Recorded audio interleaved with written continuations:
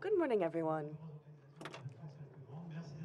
We will have a bigger room next time, I think, considering the great turnout we have this morning. And so thank you very much for that turnout.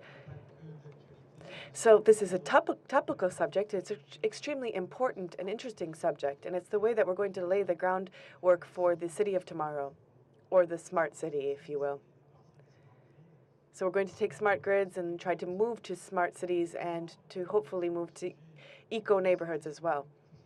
So the question really is, are we going to be able to find the best way to build a smart city? Do we have the grid that we need to be able to do that? We'll be talking about that throughout the entire trade show.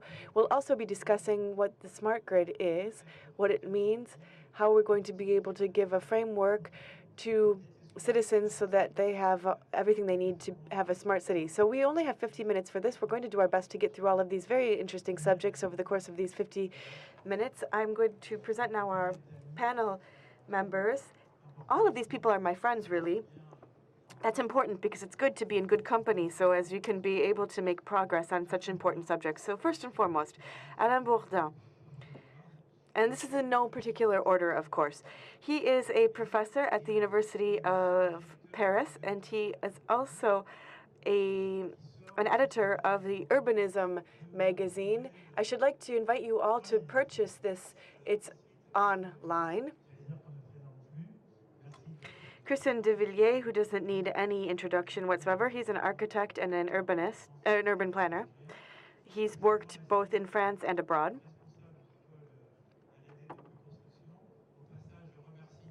And Mr. Lassier, who's responsible of the R&D and smart districts of Bouygues, and I'd like to thank Bouygues for their commitment here. They have a very large stand at this trade show, and he's the head of R&D, smart districts, and sustainable districts. And then, last but not least, Eric Leguen, who is the president and CEO of Embix. No introduction needed there either. And so we will be discussing this issue with this very eminent panel. So first of all, Eric. We're going to get into the heart of this subject without further ado.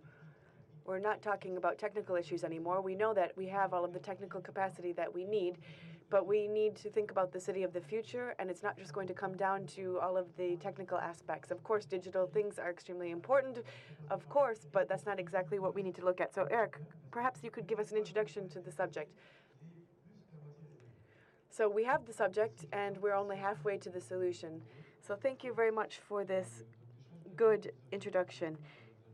The panel is going to give us, I think, the real tone of the debate, the smart grid and smart cities. We don't want to talk about a technological approach to this. We would like to have a presentation that would be very much accessible to the general public without having to be a specialist in the subject. So when it comes to smart grid and smart cities, so first of all, we have to understand what a smart grid is. First, we have to set the parameters of this.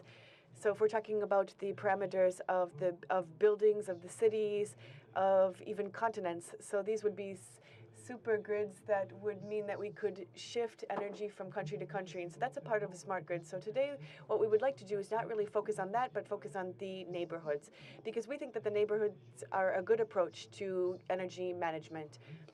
I would like to use that more than smart grid, so energy management, because it means that we can pool our energy for different uses. So tertiary, residential, what we've known in France, investment in the grid, and overinvestment in building.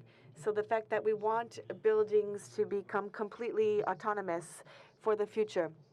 These are things that we have to address, I think. And we're going to try to look at that from the neighborhood standpoint so we can find the best way to manage it. So once we have set the parameters, really, then we have to think about the fact that the smart grid has to become something that comes down to economic data. It's not a subject that is just for engineers or 50 million euros. It's something that we have to be able to understand from an economic standpoint. So that means that we have to be able to make things economical. So we have to reduce the energy bill.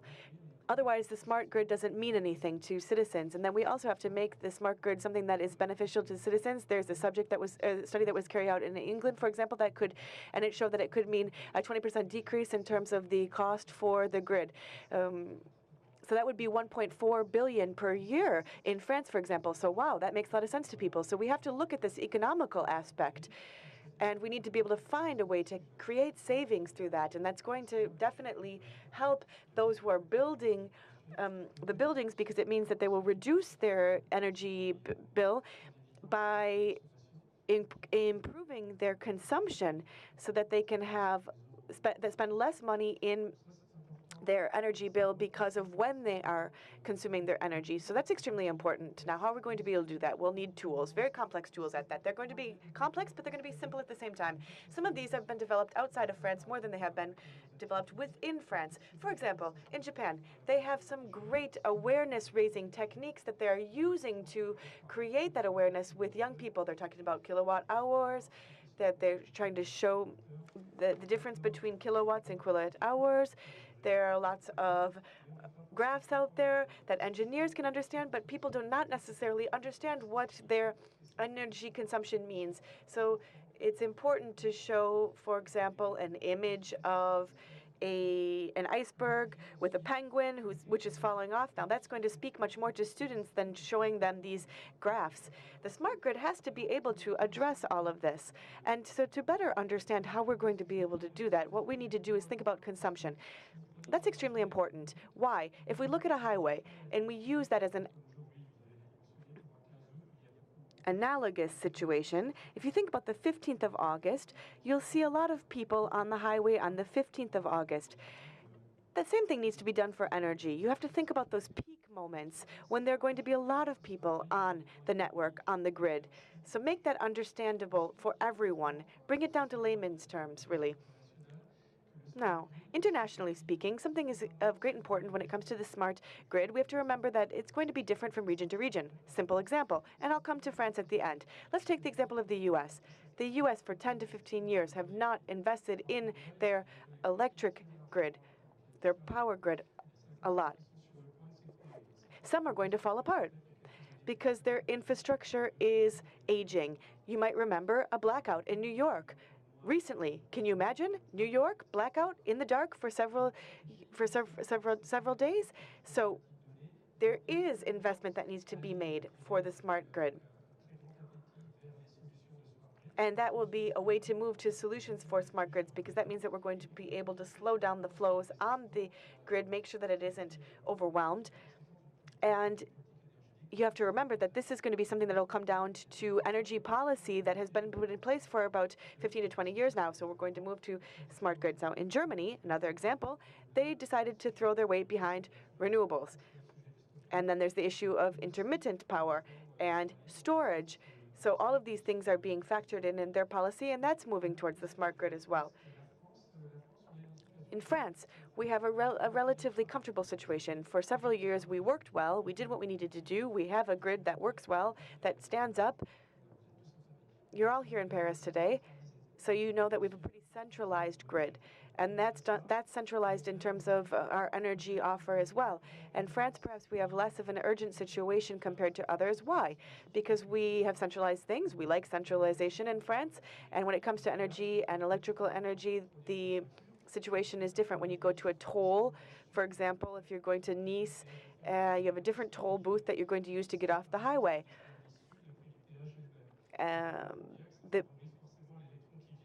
The toll is the same whether you go from a really far away to or really close by on the highway, and that's the same thing with our energy as well. So that's an important point. And before I introduce the comments of my friend and colleague here is on the panel, we have to remember that the smart grid should never be something that closes itself off.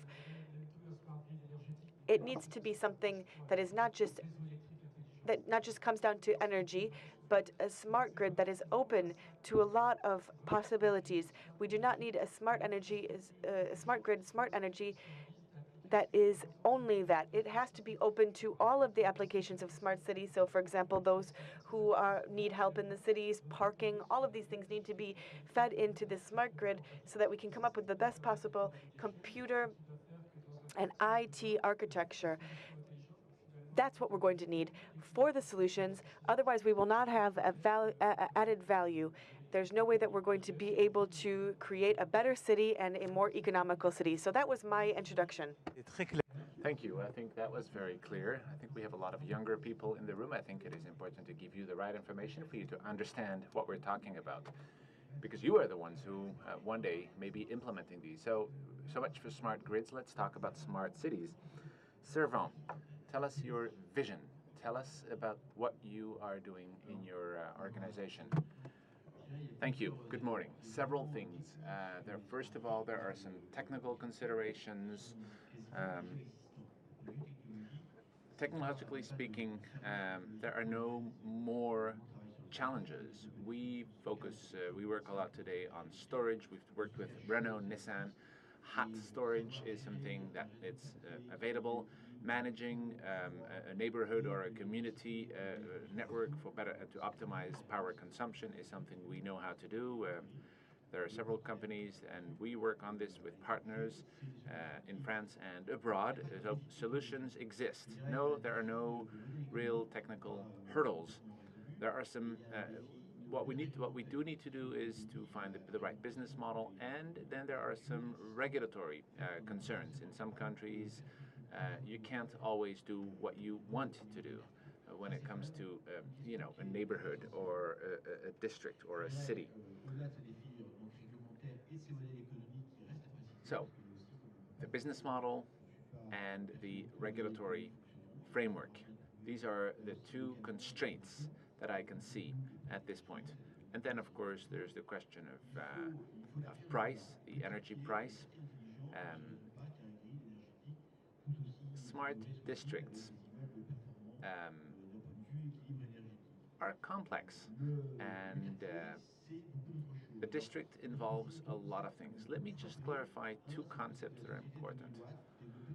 The 2000 watt concept developed by the Swiss, I don't know if you are familiar with the concept, but what they're saying is that in the 50s we consumed 2000 watts. A European on average consumes 6,000 watts. A North American in the vicinity of 8,000. If we want to come back to more reasonable levels, it should be 2,000 watts by 2050 with comfort of 2050, not comfort of 1950. So they have defined a standard or a label for construction and for districts going forward with a holistic approach. Several questions. Is my district connected to public transportation? Is my district using renewable energies? Are we using short circuits when it comes to food, for example? So all components of life are taken into consideration. It's not just about economic considerations and energy performance. It is really all the other components that make a district a high performance one. And in a neighborhood, in a district, there are people.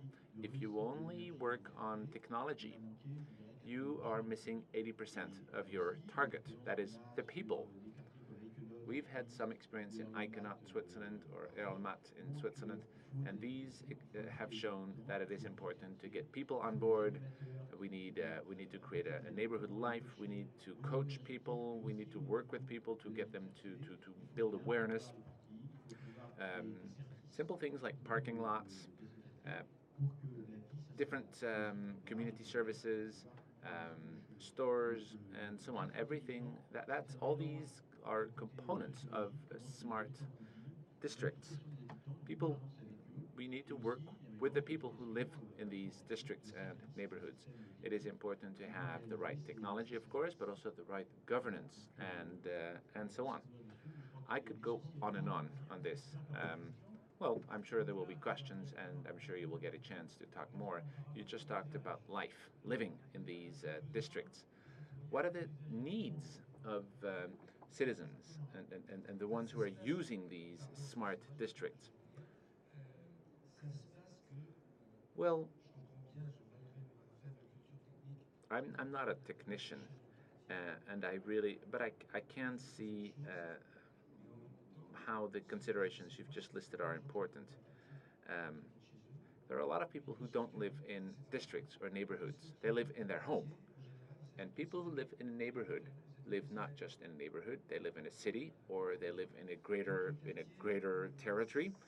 So a neighborhood is not always, or a district is not always the right scale. It may be the right scale for some people who consider they live in a district, but others, not for others, who consider they don't live in a district but in a town. So this is something we have to keep in mind. Then, I think we have to be careful about two things. One thing we have to be careful about is to assume that I have the right technology, I have the right ideas, and therefore people have to adjust, because that doesn't work. You can't just assume people will adjust.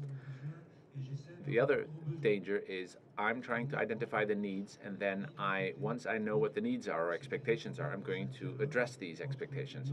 It's none of the above. We need to be somewhere in between. We have a technology push on one side, we have economic realities on the other side, and we have ways of life. And we need to find a way to articulate the two or three. Um, I do believe there are a lot of interesting things out there when it comes to smart grids and smart cities. Um, but the way people are using cities is changing. Usage is changing. I think a lot of people so far owned what they were using, and that is changing. There is a significant shift.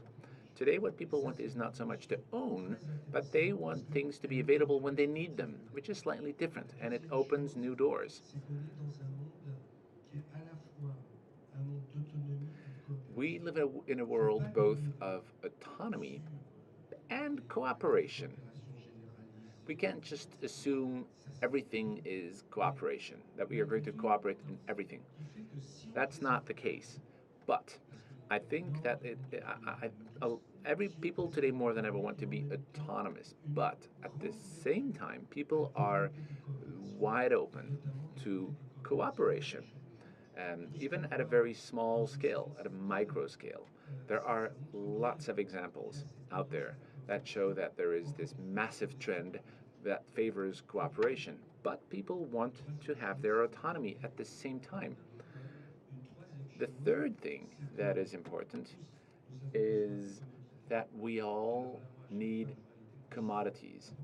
When I talk to technicians about smart grids and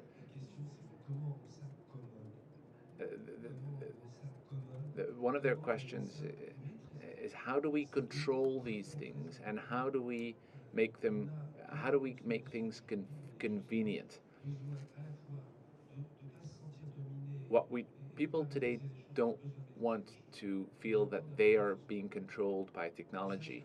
They still need to feel that they are controlling things, but at the same time people want convenience. So it's important to strike a balance. So the question is, what do we do in an eco district when you don't have militants, when you don't have strong local advocacy? How do you manage these neighborhoods? Because, you know, the question is not does it work when you have advocates and when you have militants. But the fact is, there are a lot of neighborhoods where there are no militants, there are no advocates. How do we make sure these neighborhoods, these districts, are ran smoothly? One more thing. We talked about awareness. I'd like to take you to Japan, the society of knowledge, sharing knowledge. I would like to make the hypothesis that we can only be successful on things such as energy if we do two things: if we share knowledge, and if we use the right methodologies.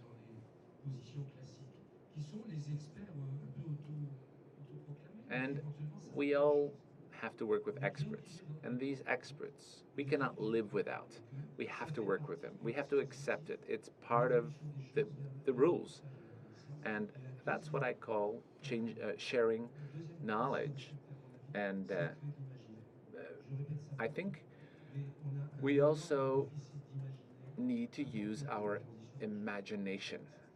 There is a real deficit of imagination when it comes to climate change or climate transition. We need to more imaginary. I would like to say one more thing about smart cities.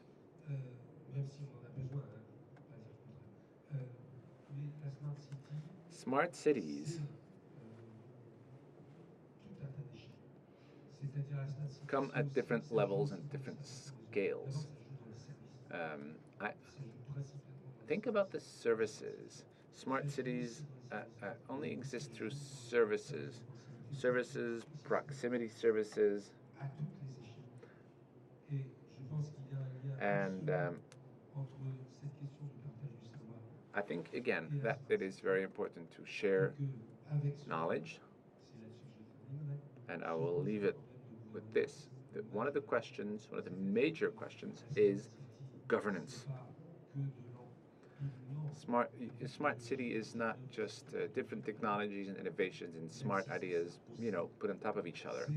It's a little bit of that, but it's not all. We also need radically different forms of governance, and these have yet to be invented. Okay, well, I'm quite struck and flabbergasted. I think this is food for thought. We'll come back to questions to you later. So, Christian,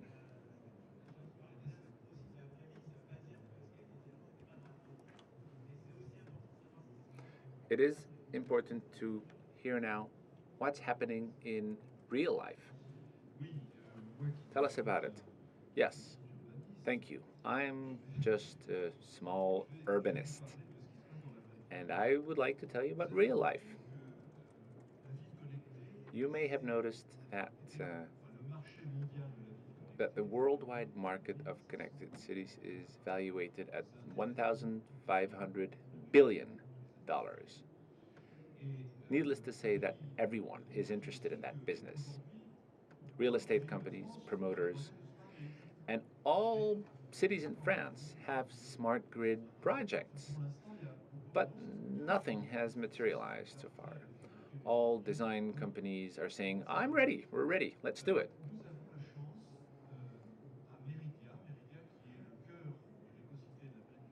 In Meridia, Meridia is in the south of France, in the Var region, or Var department.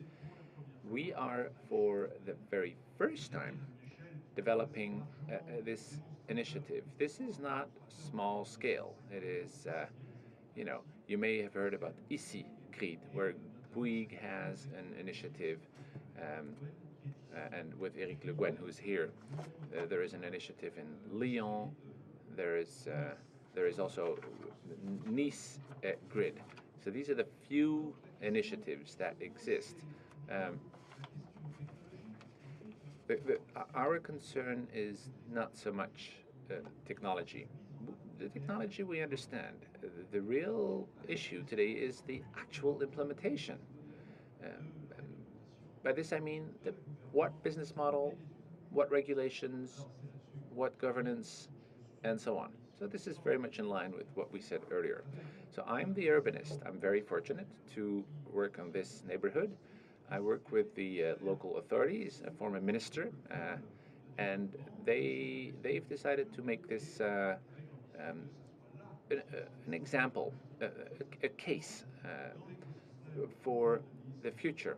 So in the ecosystem around Nice and Sofia Antipolis, we're all big operators, all big companies, very large companies, multinationals, and utilities, as well as startups, are really specializing today in energy. Politique, en général, ça. So, clearly, I'm saying this because it's important for you to know that there is a political commitment, a political will. And we have a process which has started.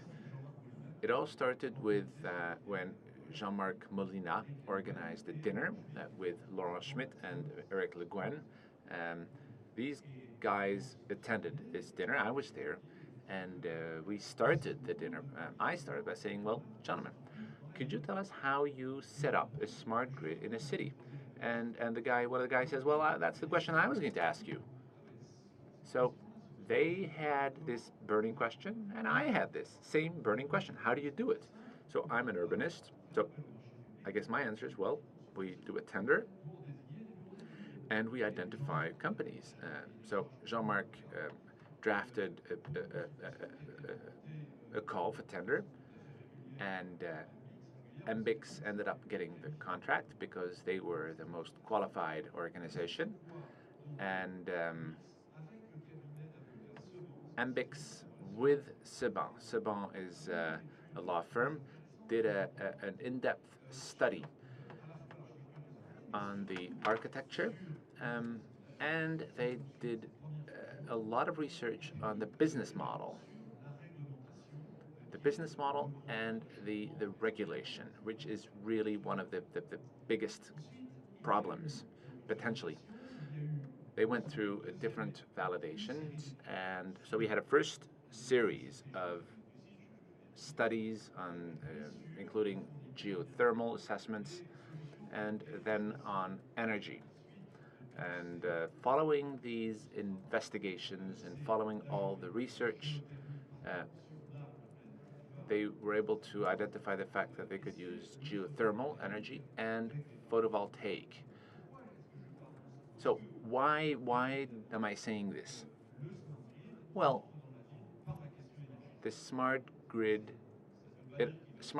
start with energy. That's the starting point, whether we like it or not.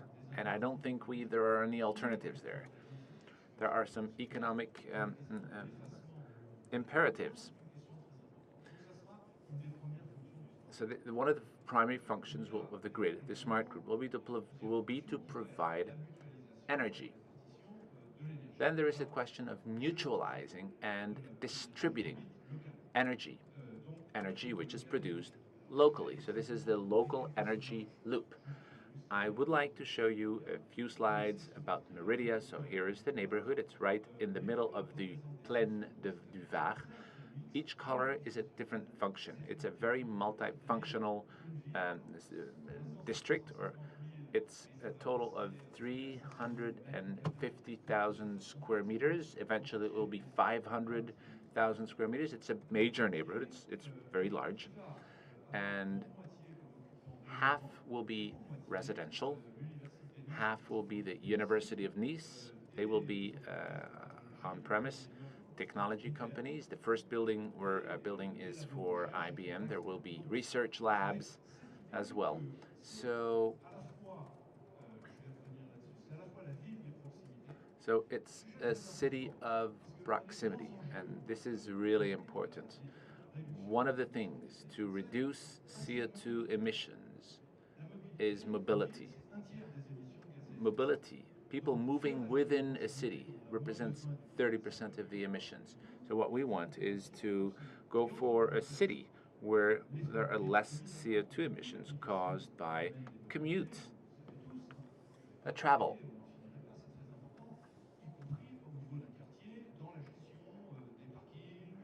This, of course, involves a lot of things such as public transportation, parkings, and so on. So, but again, mobility is not something we can only manage within this district, within the neighborhood. And there is not one solution to address all the questions. It doesn't exist.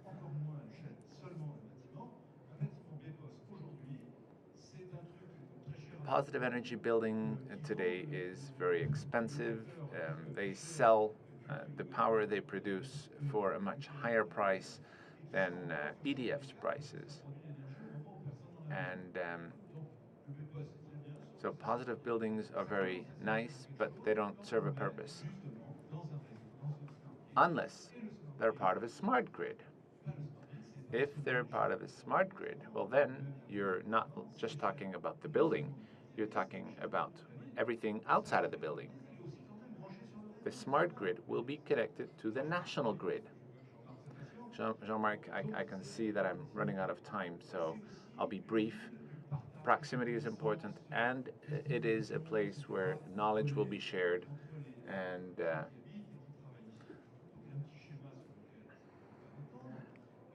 I won't go too much into this slide.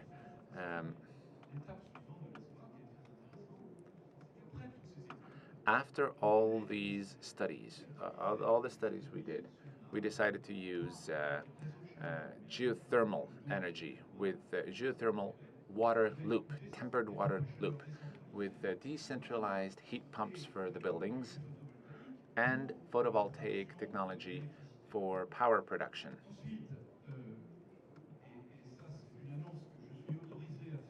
So the announcement I can make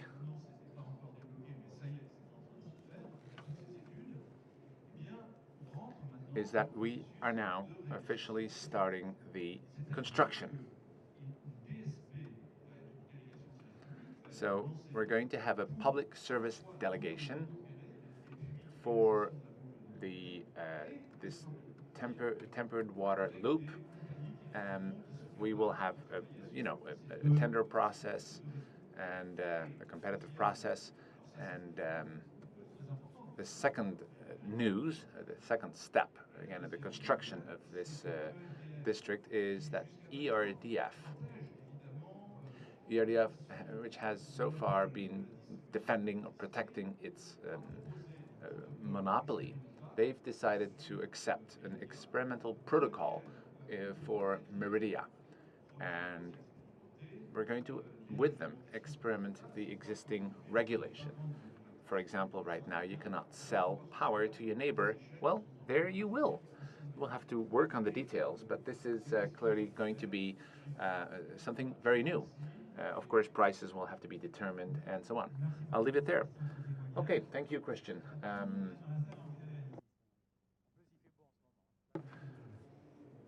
Plus, the weather is always nice in Nice.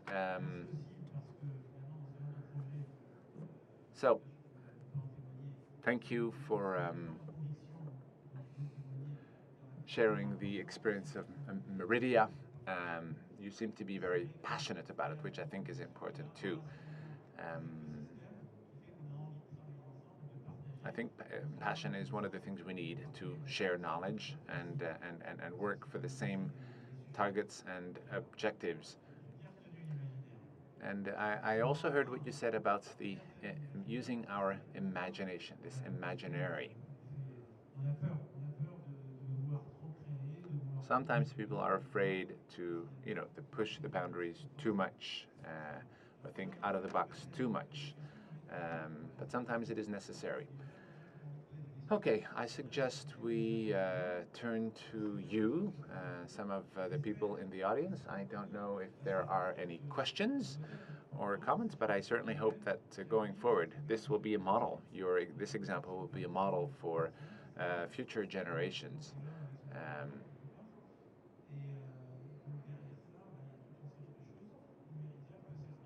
I think Meridia can be a role model. So, do we have any questions? C'est vrai que c'est clair. Je pense que je vous ai vu très attentif, donc je pense que. Okay. Questions?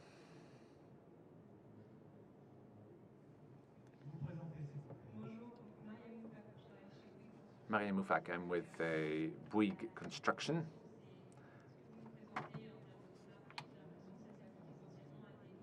My understanding is that what you've just presented mainly applies to new constructions, new neighborhoods. Do you think that something similar could be done in existing neighborhoods or districts? For example, Paris. I live in Paris. Well,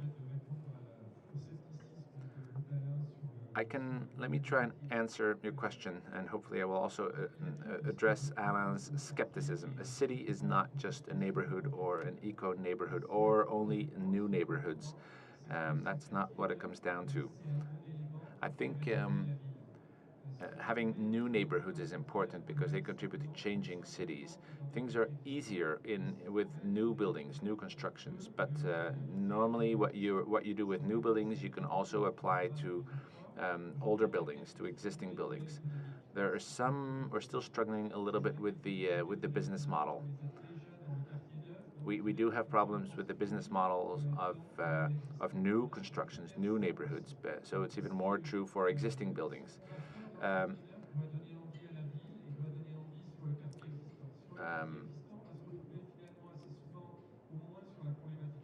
With existing neighborhoods, things can be a little more complex, a little more costly as well. But the potential gains are also much bigger. In terms of energy savings, for example, there are major enhancements to be expected for existing neighborhoods. And so with a new neighborhood, you can inspire existing neighborhoods. We haven't said anything about resilience, but resilience is also something we need to address. Oftentimes we build cities on cities. This is a concept. So I think it's really for everyone, not just for new neighborhoods. Are there any other questions? Bonjour. Good afternoon. Good morning, rather. Mr. Ameline, I started a smart up in smart grids. You talked about some of the problems that you've run into with the EDF. So my question about smart grids, are there any legal barriers or anything legally that's slowing you down or monopolies that prevent the development of smart grids in France or in Europe? Eric, perhaps? No, not Eric, because otherwise we won't stick to our speaking time. Alors, Yes, there are some things that slow us down that exists everywhere. In Asia, I just got back from Asia. We see that there are the same things that are slowing us down in Japan and Korea and Switzerland or Germany or France. There are distribution monopolies that exist for legitimate reasons. When you come up with an exchange of energy in a neighborhood, it's impossible to do so because, especially in France, there are housing units. So these things are going to change. With Meridia and EDF, all these new models, what we'll see is progressively we're going to be able to hopefully change. But obviously, it's not easy.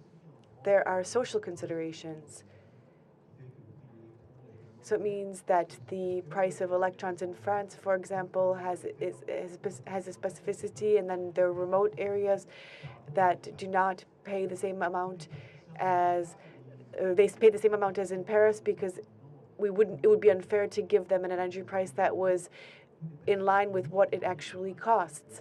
So there are these legal considerations that certainly do slow things down. It doesn't necessarily mean that we can have the same model of a neighborhood everywhere. In less than a minute time, I would like to congratulate you because it's not easy to have a startup, and especially not in this area. Let's look at France. But don't look just at France. Look outside of France as well. Also, there's always the risk of being surprised.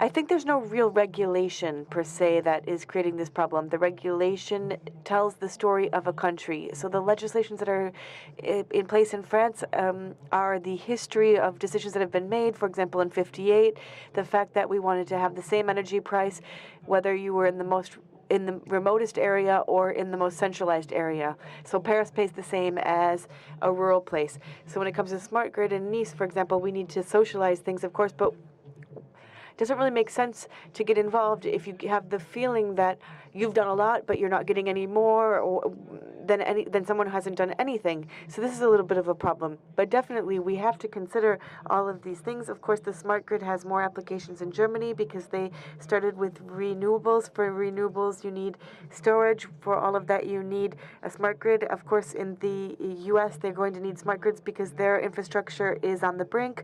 But remember that these realities are different. Look outside of what you see just around you. Open up a history book. Try to understand the history of a country where you are working. Don't forget of the importance of that, but don't also stay just closed off to the reality that you see in Paris. Look further abroad, please. Are there any other questions? Oui, Christian. I'm a president of the French Geothermal Association in France. Another complex issue in our very wonderful country, are we struggling to manage the land? In terms of the land registry, I think that's an important issue to think about, the land use. Well, I can only speak about things that I know. When it comes to Meridia, yes, we do have a problem with the land. Land is sold at 800 to 1,000 euros per square meter. So the strategy has been to pick up parcels little by little, or to go with companies that are working to try to densify their land parcels. So it's not just a plan in terms of after having bought something. It is a strategy for the land use that does look to opportunity and that has been built and designed around the fact that we have this geothermal network that has wells that are in specific areas where they need to be, and that has worked. Are there any other questions?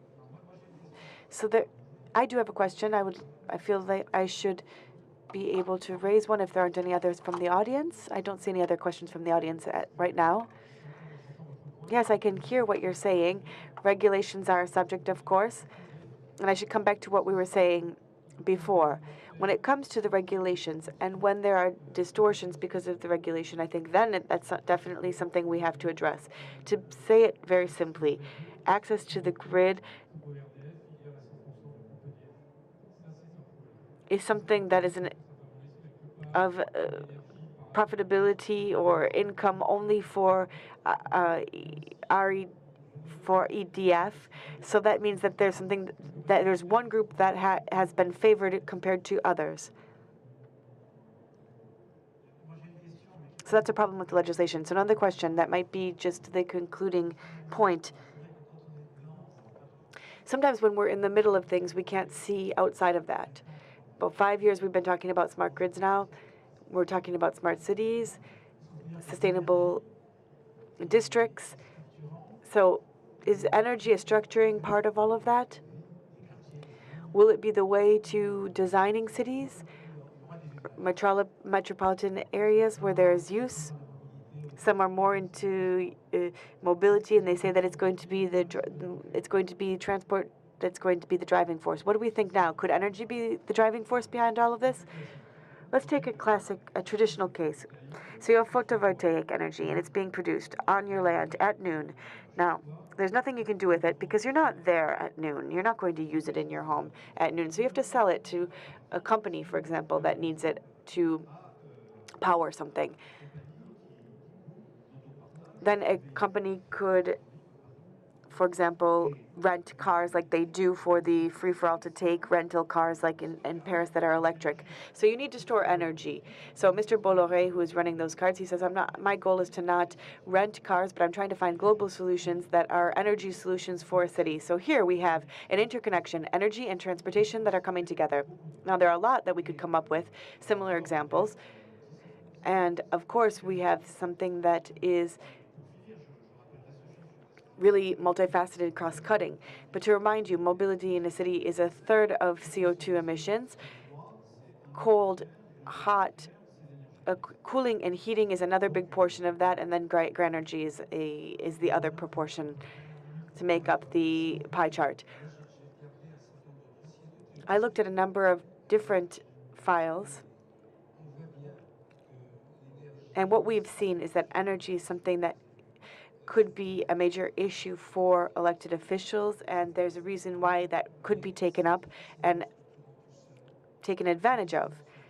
But it's not going to be easy to structure all by itself. It can't be the driving force always. Remember, it might actually boost the selfishness of the local community. So we need to take energy and make it not just a specialized question, to try to make it integrated into a more overarching view. We don't want to take energy out of the mix and separate it. We need it to be a part of the overarching view.